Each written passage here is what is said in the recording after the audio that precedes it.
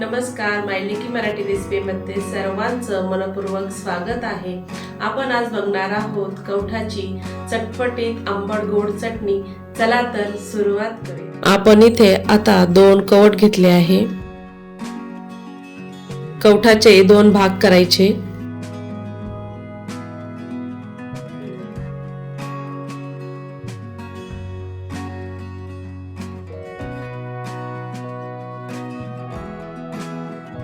दुसरा एक कवठ अशा पद्धतीने आपण फोडून घेणार आहोत।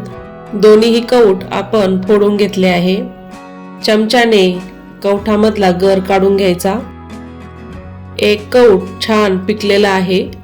कवठाचा छान वास येत आहे।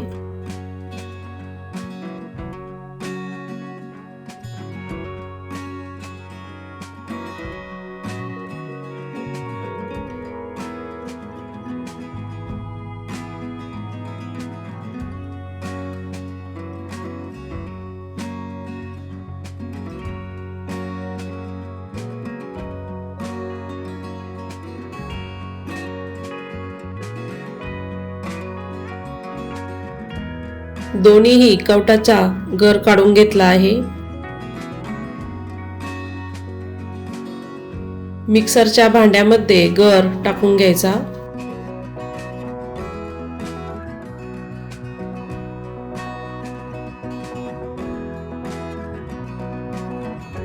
आठ ते 10 लसणाच्या पाकळ्या टाकायच्या। अर्धा चमचा जिरं टाकायचं। 1 चमचा लाल तिखट टाकायचं। चवीनुसार मीठ टाकून घ्यायचे। 1 छोटी वाटी गूळ टाकायचा। मिक्सरला फिरून घेऊया।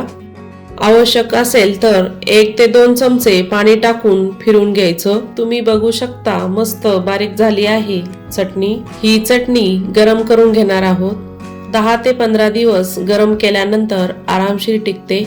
चटणी संपूर्ण पॅन मध्ये टाकून घेऊया। 5 ते 6 मिनिट चटणी गरम करून घेऊया किंवा शिजवून घेऊया। मिक्स करत राहिले की चटणीला पाणी सुटते।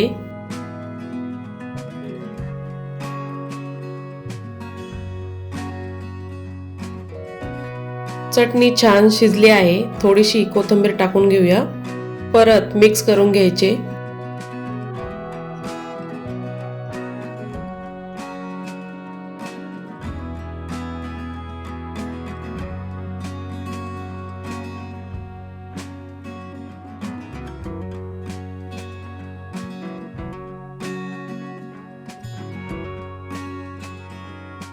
पाच ते 6 मिनिटांनंतर चटणी तयार झाली आहे।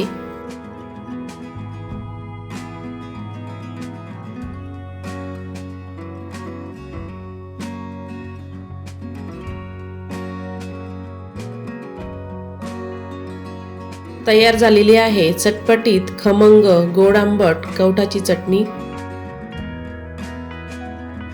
अशा गावरान पद्धतीने तयार करून बघा कवठाची चटणी।